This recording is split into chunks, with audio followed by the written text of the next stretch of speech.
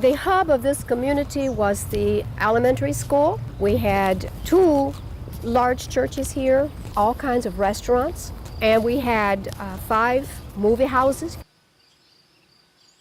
People could just stay right here because we had everything. And we lived all together, and nobody looked at anybody as if to say, we're better than the next person.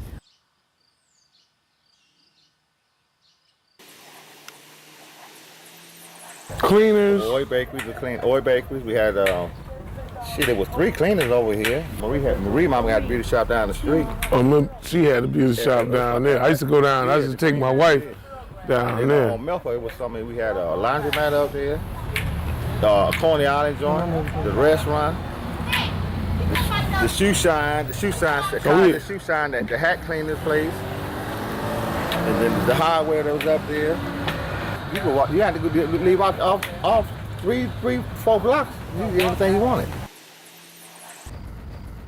The population at that time in this neighborhood, there was probably 4,000 or more families.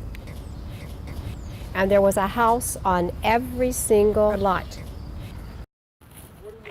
It was a boarding house. All we had to do was I paid $25 a week.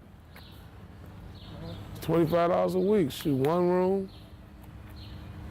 Everybody shared the one bed. My first house, one of my first of my own that I lived in. You understand? Right now, there are 7 families that's left in this 83 acres.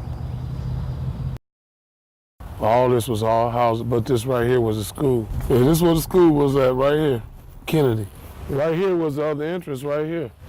Check that out. No parking on school days, 8 to 4 p.m. And it's still there. Incredible, huh? That ain't what we got now.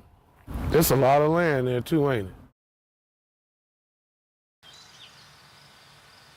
So 1997, one of my neighbors came up to me and he said, "Did you see this flyer?" And it said there was going to be a meeting with city officials and that we were there going to be discussing what's going to happen to this neighborhood. We went to this meeting and the city officials said, "We're here to let you know that this is going to be a redevelopment area. And by the way, you are not going to be a part of this. We're going to buy your property." So an elderly gentleman raised his hand and said, "Well, what if I don't want to sell you my house?" The city official plainly stated, "If you don't sell us your house, then we will declare eminent domain and we will take your house." So that was the beginning of the end of this neighborhood. This was my house where I lived with the old girl, my mom and daddy, before they divorced. Right here. That's where the house was. City Council had voted to take this and declare eminent domain, and that was it. They building up something because there goes some bricks over there. So that means some houses going up. I hope it be affordable housing.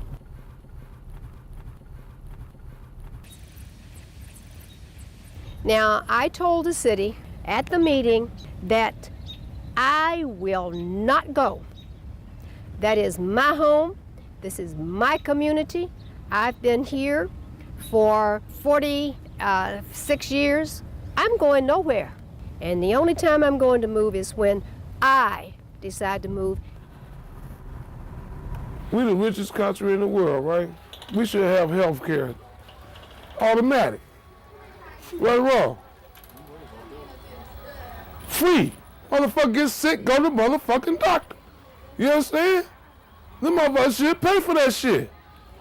Y'all sending motherfucking billions of dollars over to these motherfuckers that got oil and all this kind of crazy. That's some crazy shit. The day that they came to tear down the church, I asked them if they could please leave those trees. They cut this big, huge tree down, and my husband and I came up and counted the rings. That tree was 137 years old. You destroy the whole community, you destroyed people's homes, but the least you could do is leave the trees that's been here for 100+ years. There was a store on that corner right there, wasn't it, Brenda? They still got the phone booth up. Ain't that something? The phone is there, but the building is gone. Ain't that something? This is my home, and I intend to stay in this home until I get ready to go to my final home, and that's going to be of my choosing and the Lord's choosing, and not the city. I feel very much at home. I feel very safe here. Safety, quality of life here. Having that comfort and having that camaraderie between the families and in this community that's that tight, that we watch out for each other. If somebody's on vacation, everybody knows. Growing up around the same people, I know all the people in the neighborhood. They know me. I went to school with them and all that. You know what I'm saying? I could count on the neighbors, and they were more willing to help actually than family was. Better suited for our lifestyle and has everything we could possibly want in a home. Not to say, it's the American dream, to have a good life and have money and be able to have insurance and all those things. Because it's quieter, peaceful. Oh, it was tree lined. It was so green and pretty. Everybody's lawn was manicured. There was pride in their property. Great neighborhood, I'm telling you. It was like 1 in a million. People wanted lower taxes, they wanted more space. There's an idea of like a dream home, so to speak, when there's things that you think about the house that was perfect and has everything you want in it. And they're developing 3 or 4 miles beyond that, and now they're continuously going where the land is cheaper. They're building the large homes on the cheaper land. Home ownership has always been a cornerstone of America and why America is so great. It was a big, big house. Back in those days, when they build a home, they build a home. It was solid. The houses were kept up, and there weren't any empty or vacant spaces like it is now. The main drag, which is 59, it has every single store or restaurant, anything you could ever possibly need is right there, within a mile from my house. Because everything out here is new. All your stores are new, your schools are new, everything's fresh and new. I have really fond memories of going downtown shopping on the bus as a kid. Really fond memories of it. After the riots, it killed downtown. The riots killed downtown like it was done. The cops started the riot. Was I scared out of my mind? I saw the burning buildings, people going in and out. It was unbelievable. Well, my folks left right after the riot. So yeah, we live on the outskirts of metropolitan Detroit. We're out here. They're moving more out here than they are going down there. The whole street almost had were selling their houses. Everybody that was moving in was black. A mile down my street, there probably was 50, 60 for sale signs. Well, our neighborhood changed considerably, and everyone kind of moved to the to the outer edges of Detroit or into the suburbs. It just seemed like the neighborhoods just went down. There was more violence. A higher concentration of lower-income people. Then I got another job, lost that job, couldn't find another one. I became unemployed and homeless. We moved out here for financial reasons. Drugs came in. They had dope going all up and down the street or whatever. Which led into my addiction for crack cocaine. I felt helpless, I felt betrayed, and kind of gave up on life. I mean, we moved out here and paid $50,000 less for this house. And it's brand new, and it's so much bigger. It started with the cops, then it ended up with crack. Cops tore the city up, and they brought the crack in, and it just made it worse. That was where the guns, you had the dope, the gunshot, shooting. It's scary to be outside. It was not a safe place to live. We've made a huge return on our house. We'll make $80,000 when we sell this house. When you can't even go to sleep at night, you gotta live with bars on your windows? Come on, give me a break. She didn't want to move, but I said, well, it's time to go because, you could see the writing on the wall, it's time to go. Well-manufactured home in a great community at a great price, and we're replaying that using the benefit from the original purchase of this home and taking those rewards and purchasing a second home that's larger, more valuable. I try to avoid going there, even during the day. Or you're afraid to get a flat tire, you're afraid to run out of gas because you think somebody's going to do something bad. She thinks we're going to get carjacked. So we're upgrading to double the size house, and we're not going to be paying any more money a month. That's why we're staying here.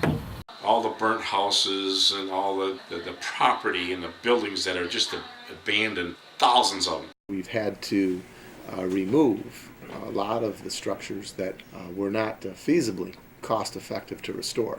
They're no longer useful, so they need to be removed. Because this area is the way it is that they build so cheap, we're able to, this was our first house. And that's our second house, which most people don't get houses like that till they're in their 40s or 50s. We drove through there and it was actually literally like no houses. They had ripped almost every single house out of it. Houses be burnt. The shells would just stay there. It's like war zone. We've got an opportunity that we're going to capitalize on. And that opportunity will arise again because we're basically replaying the same scenario. We bought Buy a house. low, sell high, right? What we have is a lot of open space. So every time we had the devil night, the east side was burned. And my theory is because it's closest to the water. So you want to burn down all them houses over there to build up new condominiums. All right? Buy up all that land and put up condos because it's closest to the water. You have a job, you make money, and you spend that money. It's a consumer system. It's about supply and demand. That's America. Why would you want to go down there? What kind of incentive do I have to go back and live in that town? There's nothing for me to go. There's not that many places to go. Like, there's no museums. There's not many activities within walking distance of your house. So if we wanted to do something that we would have to go downtown. If I had to drive to do that once a year, you know, that's fine. A lot of things to do downtown. You know, they have the car shows, and then they have the Autorama. We go to a football game. We go to baseball games. As far as entertainment really to us is family. Or church. They don't worry about us on the other side of town. You know, the side of the freeway. Two different worlds when you go downtown. You're looking at the Hollywood when you're in downtown, and then on the other side, you're looking at the ghetto. Recreation, we just drive around. I love to drive with my family. Walking on the sidewalks down the side of the street and stuff like that. Not everybody has a car down there. Out here, everybody has a car. You drive everywhere. In the city, you walk. Here I felt kind of secluded and isolated. I don't know if it's boredom, but it's a lack of like stimulation, like cultural or like. My kids don't have any friends on our block. You know, the media portrays Detroit worldwide as this really bad place, and no, Detroit's not a bad place. Washington, D.C. is worse than Detroit. I've been there. Right around the corner from the president's Oval Office. But in suburbs, everybody go behind their walls, and that's it. People would drive into their garages and close the door, and you wouldn't see them out. Gotta stay real close to the peeps because we gotta keep together. Families like living together, like helping each other out, sort of, you know. You gotta get unity, and you know what I'm saying? Everything's tight. So isolated. You know, I just felt like, gosh, we're not part of the world anymore. Because there isn't that sense of community, I think. Urban pioneer. I want to be one of the guys that moved back into the city in the old house and fix, you know, those old beautiful houses up. Why don't we try to get like a real house, like a house that's, you know, has substance to it, a brick house, something that, you know, has been around for a long time, that has character, and spend our time and work on it and put our love and energy into it and make it better. We go out, the Europeans come in. That's how it is. You see, over the years and months, people kept sending it on fire. They were selling it out of here, and then the police kept sending it on fire. You know, I guess they're trying to get it torn down. You know, but people still got to have somewhere to go. So it's sad, but you got to do what you got to do. You know, come right here and sleep.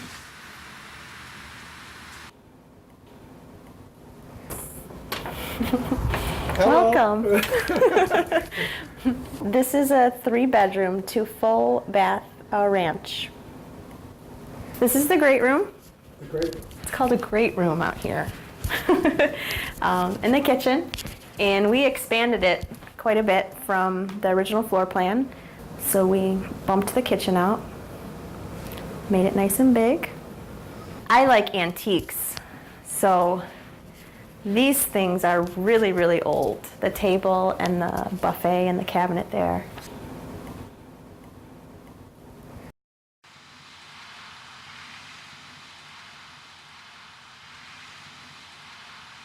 I stayed a winter and a summer in here. But I had heaters. I had like heaters. Yeah, I had propane heaters. I had everything boarded up. I had plastic all over the windows. And, you know, to make sure everything was comfortable, you know, so I wouldn't be too cold. He's so proud of his grass. It was all completely dirt when we bought this house. And we had a sod laying party one day, and all of our friends and family came over, and we all threw the grass down. You know, when this apartment was working and stuff, a guy died right in that bedroom right there. He caught on fire. He got burned up right in that room right there. A guy, an older guy. Here's another part where someone sleep at as well, right here. Somebody else sleeping here because they got that boarded up. Where they keep the wind off them or the rain. This is my safari bathroom. Just because it's, you know, because of all the animals and the African theme. This is my daughter's bedroom. We love lavender. Purple's her favorite color, so everything is purple.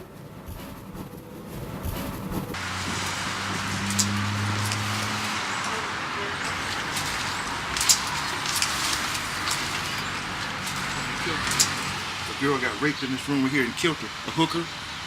The guys brought up here. They molested her and they tied her arms together and strangled her to death right in this room right here.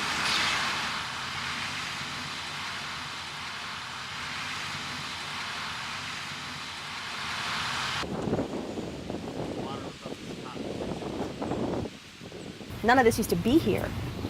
A lot has changed. A lot of these subdivisions used to be golf courses. Basically in here they have ranches, which are 1 level, colonials, which are 2 levels, and split levels, which is ours, which would be kind of a combination between a ranch and a colonial.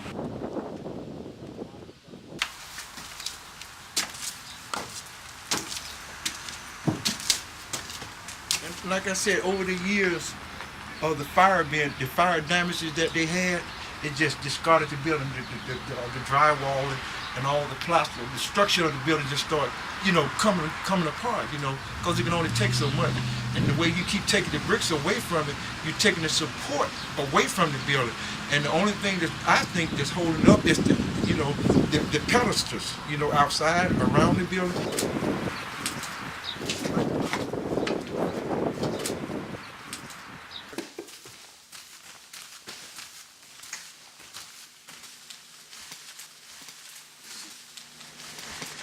Be the kid's bath, double sinks again. You got a big surfer theme plan.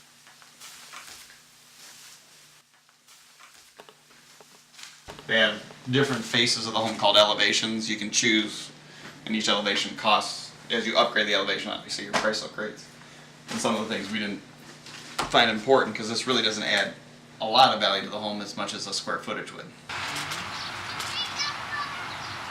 Don't have no respect over that. No respect. Not at all. You know? Not at all. And just because a person is down out on their luck, they still a human being. You know what I'm saying? Right. And just because you just may be a few 24 hours clean them doesn't make you should feel like you're better than them. You know, or you know, feel like they are less than you're more. It's because it's not. God said He created everything equal. You know what I'm saying? And that and that's why I say, what good is a man to gain the world and lose his soul? So people that think they got it all, eventually you can have it all, but you can still be miserable on the inside. So ain't no pictures of me. Master bath. This could be somebody's apartment.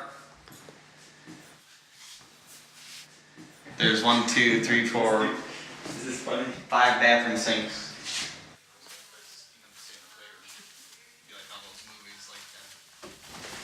This will be the kids' room where all their toys and stuff are, and study room as they get older.